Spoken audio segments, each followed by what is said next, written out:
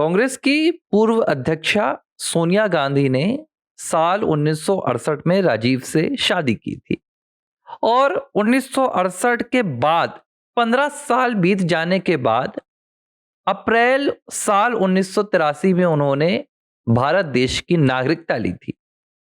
लेकिन भारत की नागरिकता लेने से पहले ही सोनिया गांधी का नाम दिल्ली की संसदीय क्षेत्र की वोटर लिस्ट में एक नहीं दो दो बार आ चुका था। पहली बार साल 1980 में और दूसरी बार साल 1983 के जनवरी के महीने में। और इन दोनों बार वोटर लिस्ट में नाम आने के मामले ने अब सोनिया गांधी की नींद उड़ा दी है। नींद क्यों उड़ी है? आप लोग कहते रहते हैं कि भाई आप लोग सोनिया को और राहुल को लेकर तमाम बातें करते हैं लेकिन कार्रवाई कोई नहीं होती है। अब कार्रवाई भी हो गई है। सोनिया गांधी को पहली बार उनकी नागरिकता के इस और फर्जी वोटर लिस्ट के मामले में नोटिस जारी हुआ है और यह नोटिस दिल्ली की राउज एवेन्यू कोर्ट के जरिए भेजा गया है। बीते महीने सितंबर में भी सोनिया गांधी की नागरिकता को लेकर और इस वोटर लिस्ट के फर्जीवाड़े को लेकर एक याचिका दायर की गई थी, लेकिन उस वक्त याचिका यह कहकर निरस्त कर दी गई कि जो वोटर लिस्ट का काम है यह चुनाव आयोग का काम है और अदालत इसमें किसी तरह का हस्तक्षेप नहीं कर सकती है। लेकिन अब यह जो मामला है यह वोटर लिस्ट में फर्जीवाड़े का मामला नहीं है, यह जालसाजी का मामला आ गया है। क्योंकि सवाल ये उठ रहा है कि जब सोनिया गांधी के पास साल 1983 में अप्रैल के महीने में नागरिकता आई तो आखिरकार उन्होंने साल 1980 के महीने में दिल्ली के संसदीय क्षेत्र के वोटर लिस्ट में अपना नाम कैसे जुड़वाया? क्योंकि भारत का मतदाता बनने के लिए, भारत का वोटर बनने के लिए आपके पास जो पहली रिक्वायरमेंट है, जो पहली योग्यता होनी चाहिए वो है आपको भारत का नागरिक होना चाहिए। लेकिन सोनिया गांधी तब भारत की नागरिक थी नहीं, तो जाहिर सी बात है कि सोनिया गांधी ने किसी तरह से फर्जीवाड़ा किया होगा, फर्जी दस्तावेज लगाए होंगे, जाली दस्तावेज लगाए होंगे, या उस वक्त गांधी परिवार ने अपनी धमक का इस्तेमाल किया होगा और सोनिया गांधी को उस वक्त वोट दिलवाने के लिए सीधे तौर पर फर्जी मतदाता बनाकर एक अपना वोटर बढ़ा लिया।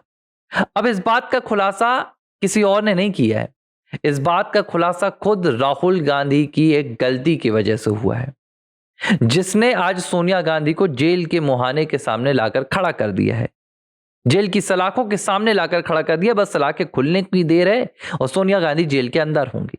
कौन सी गलती? वोटर फर्जीवाड़ा के घोटाले को लाने की गलती। राहुल गांधी अगस्त के महीने से, इससे पहले भी महाराष्ट्र से लगातार कह रहे हैं कि देश में चुनाव आयोग वोटर लिस्ट में फर्जीवाड़ा कर रहा है। राहुल गांधी ये आरोप लगा रहे हैं कि भाई इसके वोट काटे जा रहे हैं, इसके जोड़े जा रहे हैं, इसके नाम पर ये है, उसके नाम पर वो है। जब अगस्त के महीने में राहुल गांधी ने यह मुद्दा उठाया तो अचानक कई लोगों को उनकी मां सोनिया गांधी का वो पुराना मामला याद आ गया जो साल 1982 में देश की लोकसभा में भी उठा था।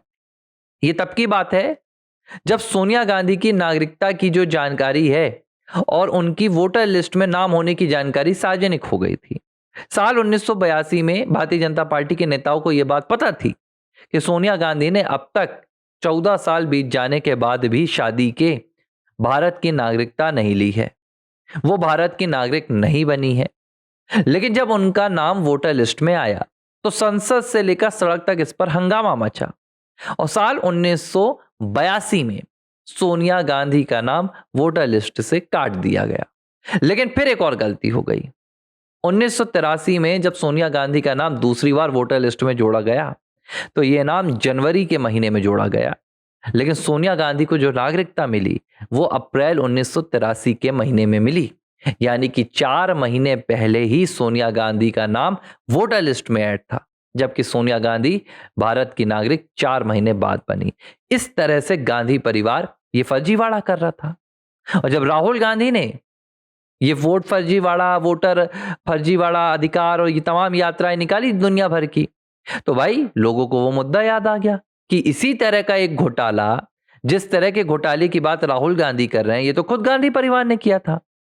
और सोनिया गांधी का वो दस्तावेज भी सामने आ गया जिसमें उन्हें जनवरी 1983 के महीने में ही भारत का मतदाता बता दिया गया था।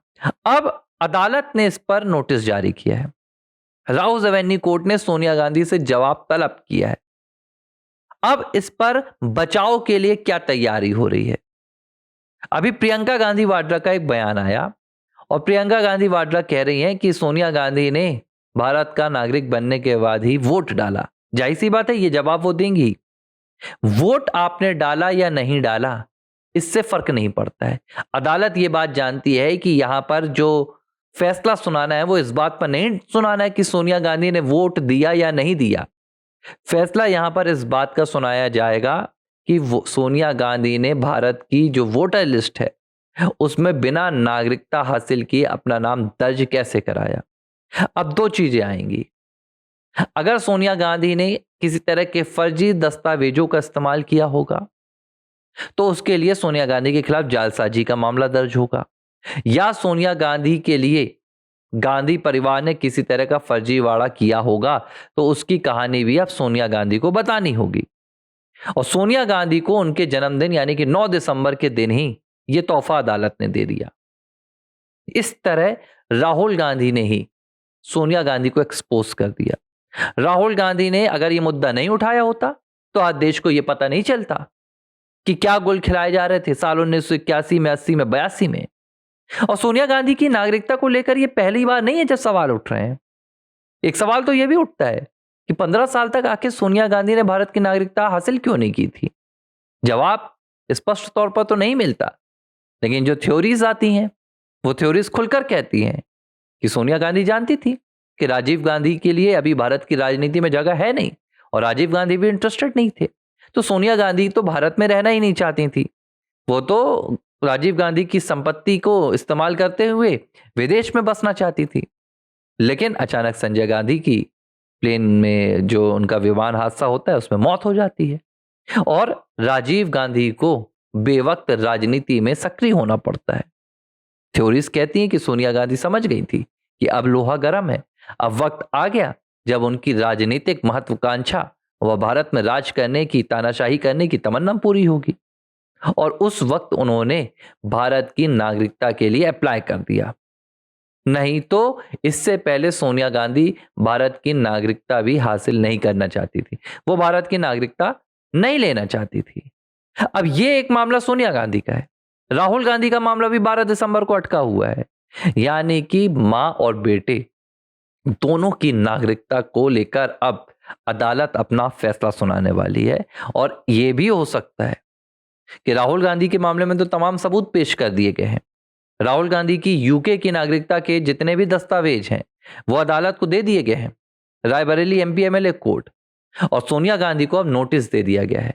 तो दोनों पर दिसंबर के इस महीने में यानी कि नया साल आने से पहले मां बेटे पर एफआईआर दर्ज होने के जो चांसेस हैं, जो संभावनाएं हैं, उन्होंने 50% का दायरा क्रॉस कर लिया है। अब यह देखना होगा कि अदालतें किसी तरह की देरी ना करें।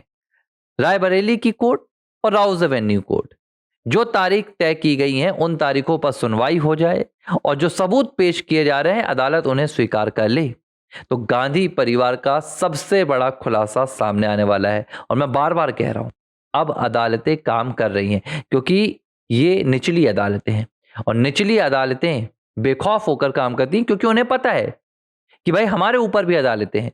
अगर किसी को फैसला रोकना है तो वो सुप्रीम कोर्ट रोके, वो हाई कोर्ट रोके, लेकिन हम अपना काम करेंगे। हम किसी के दबाव में नहीं रहेंगे। हमारे पास सबूत आते हैं, हमारे पास दस्तावेज आते हैं, हम दस्तावेज देखेंगे, सबूत देखेंगे। अगर उनमें ये गांधी परिवार का पूरा जालसाजी का, फर्जीवाड़े का कांड सामने आता है तो तय है कि इस आने वाले अंग्रेजी नए साल में मंगल भवन अमंगलहारी हो जाएगा। सोनिया गांधी और राहुल गांधी दोनों की देश से विदाई हो सकती है। अब भारतीय जनता पार्टी इस पर बहुत ज्यादा भी बात नहीं कर रही है, सरकार इस पर बहुत ज्यादा बात नहीं कर रही है और उसकी वजह है कि अदालत में मामला चल रहा है और सरकार नहीं चाहती है, भाजपा नहीं चाहती है कि मामला अदालत में जाने से पहले एक राजनीतिक रूप ले ले ताकि अदालत में गांधी परिवार इसका फायदा उठाए। तो तय है जनवरी 2026 से पहले गांधी परिवार के भीतर एक बहुत बड़ा धमाका होने वाला है और ये धमाका हो सकता है सोनिया को इटली और राहुल को एक बार फिर से ब्रिटेन भेज दे। आर फॉर राष्ट्र को आप ज्यादा से ज्यादा सब्सक्राइब कीजिए। हम 30,000 का आंकड़ा सब्सक्राइबर का पार कर चुके हैं। दिसंबर के महीने में मैंने 50,000 सब्सक्राइबर का लक्ष्य रखा हुआ है, तो ज्यादा से ज्यादा शेयर कीजिए, अपने दोस्तों में और ग्रुप्स में शेयर कीजिए। नीचे मेरा यूपीआई नंबर और व्हाट्सएप नंबर है। यूपीआई के जरिए आप अपना जो आर्थिक सहयोग मुझ तक पहुंचाना चाहते हैं वो पहुंचा सकते हैं। व्हाट्सएप के जरिए आप जो मार्गदर्शन और अपने सुझाव देना चाहते हैं मुझे आर फॉर राष्ट्र के लिए दे सकते हैं।